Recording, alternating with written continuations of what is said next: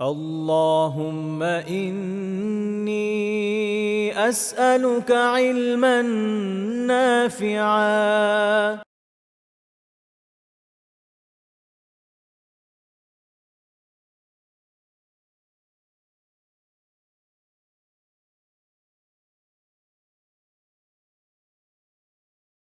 বিসমিল্লাহ আলহামদুলিল্লাহ ওয়াসসালাতু ওয়াসসালামু আলা সাইয়্যিদিনা রাসূলিল্লাহ। ইলমান নাফিয়া কর্তৃক আয়োজিত কোরআন পড়ি তাজবিদ শিখে প্রোগ্রামে আপনাদেরকে স্বাগত জানাচ্ছি। আমি হাসান মুহিবুল্লাহ। গত ক্লাসগুলোতে আমরা তাজবিদের একেবারে বেসিক যে নিয়মগুলো সেগুলো নিয়ে কথা বলছি এবং রয়ের প্রাথমিক নিয়মগুলো নিয়েও আমরা কথা বলেছি। আজকে মূলত আমরা রয়ের আরো কিছু ব্যবহার দেখব ইনশাআল্লাহ তাআলা। প্রথমত, আরবি ভাষার যে হরফটা, এটাকে কখনো মোটা করে পড়তে হয়, কখনো পাতলা করে পড়তে হয়। মোটা করে পড়ার আরবি পরিভাষা হচ্ছে তাফখিম এবং পাতলা করে পড়ার আরবি পরিভাষা হচ্ছে তারকিক। তাফখিম তথা এই হরফটা কখন মোটা করে পড়বো? যখন হরফের উপরে জবর থাকে, যেমন রমাদন। হরফের উপর যদি সুকুন থাকে, তার আগে যদি জবর থাকে, যেমন মারিয়াম। হরফের উপর যদি সুকুন হয়, তার আগের হরফেও যদি সুকুন হয় আমরা, তাহলে তারও আগের হরফে খেয়াল করব, সেখানে যদি জবর থাকে, যেমন ওয়াল আসর। হরফে যদি পেশ থাকে, কাফ, কাফারু। হরফে যদি সুকুন থাকে, তার আগের হরফে যদি পেশ থাকে, যেমন কুরআন। হরফে সুকুন, তার আগের হরফে সুকুন, তার আগের হরফে যদি পেশ থাকে, যেমন খুসর। হরফে যদি সুকুন হয়, তার আগের হরফে যদি হামজাতুল ওয়াসল আসে, এরকম দুইটা শব্দই এখানে আমরা উল্লেখ করছি। বিশেষ করে যদি সম্ভব হয় আমরা এটাকে মুখস্থ করে ফেলবো, যেমন ইরজিই। এটাকে কিন্তু আমরা ইরজিই এরকম বলবো না, বরং হামজাতুল ওয়াসলের নিচে জের দিব। জের থাকা সত্ত্বেও এই রটা মোটা হবে, ইরজিই।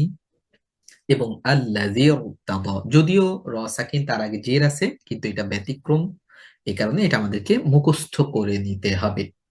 এছাড়াও যদি একই শব্দের ভিতরে সাকিনের পরবর্তী হরফটা মোটা হরফ হয়, যেটাকে আমরা বলি হরফুল ইস্তিআলা, এই 7টা হরফের কোনো একটা হরফ আসে কখন? যদি একই শব্দের ভিতরে সাকিনের পরে মোটা হরফ আসে এবং এই সাকিনটার আগে জের থাকা সত্ত্বেও এই টা মোটা হবে, যেমন ইরসাদান, ফিরকাতিন, কিরতাস, লাবিল মিরসাদ, মিরসাদান।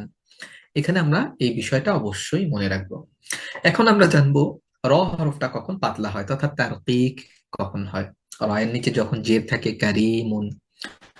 সাকিন তার আগে যদি জের থাকে, ফিরআউনা। সাকিন তার আগে সুকুন, তার আগে যদি জের থাকে, যেমন হিজর। এখন একটা বিষয় আমাদের মনে রাখতে হবে, যেটা ব্যতিক্রম, সেটা হচ্ছে সাকিনের আগে যদি ইয়া সাকিন আসে, তাহলে আমরা তার আগের হরফে খেয়াল করব। এখানে যদি জবর কিংবা জের যেটাই থাকুক, এই সাকিনটা সবসময় পাতলা করে পড়তে হবে। অর্থাৎ আবারও মনে রাখতে হবে, সাকিনের আগে যদি ইয়া সাকিন আসে, তাহলে ওই সাকিনটা সর্ব অবস্থায় পাতলা হবে, যেমন খয়ের। নিয়ম অনুযায়ী, সাধারণ নিয়ম অনুযায়ী এটা কিন্তু মোটা হওয়ার কথা ছিল, যেহেতু খয়ের উপরে জবর, কিন্তু হবে না কেন? কারণ সাকিনের আগে যদি ইয়া সাকিন থাকে, বা এটাকে এভাবেও বলতে পারি, ইয়া সাকিনের পরে যদি সাকিন আসে বা এর উপরে ওয়াকফ করি, তাহলে এটা সব সময় পাতলা হবে, যেমন খয়ের, কদের, এরকম। এখন আমরা কয়েকটা শব্দ দেখব, যে শব্দগুলা উভয় অবস্থায় জায়েজ, অর্থাৎ মোটা করেও পড়া যায়, পাতলা করেও পড়া যায়। ওয়াকফের হালতে, অর্থাৎ যখন আমরা থেমে যাই, সেই হালতে দুইটা শব্দ আছে, যেমন মেসর। আপনি চাইলে এই টাকে মোটা করে অথবা পাতলা করে উভয় অবস্থায় পড়তে পারেন, তবে মোটা করে পড়াটা সহজ, কারণ তার আগের হরফ মোটা। একইভাবে কেতর, এটাকে আপনি কেতর, এই মোটা করে পড়তে পারেন, চাইলে আপনি পাতলা করে পড়তে পারেন, তবে এই টাকে মোটা করে পড়াটা কিছুটা সহজ, কারণ তার আগের হরফ মোটা। তাহলে উভয় অবস্থায় আপনি পড়তে পারেন, আপনি চাইলে এই টাকে মোটাও করতে পারেন, পাতলাও করতে পারেন, উভয়টাই জায়েজ। আর একটা হচ্ছে ওয়াসলান অবস্থায়, অর্থাৎ মিলিয়ে যখন আমরা পড়ি, এরকম একটা শব্দ আছে, ফির কিন কাত্তদ। এইখানে আপনি এই টাকে ফির এরকম করেও পড়তে পারেন, ফির এরকম করেও পড়তে পারেন।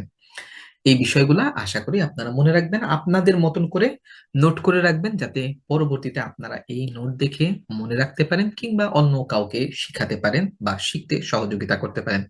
আজকে এই পর্যন্তই। পরবর্তী পর্বে নতুন কোনো বিষয় নিয়ে আবার কথা হবে। আল্লাহ সুবহানাহু ওয়া তাআলা আমাদেরকে শুদ্ধ করে কোরআন পড়ার তৌফিক দান করুক। আমিন। ওয়াসসালামু আলাইকুম ওয়া রাহমাতুল্লাহি ওয়া বারাকাতুহু।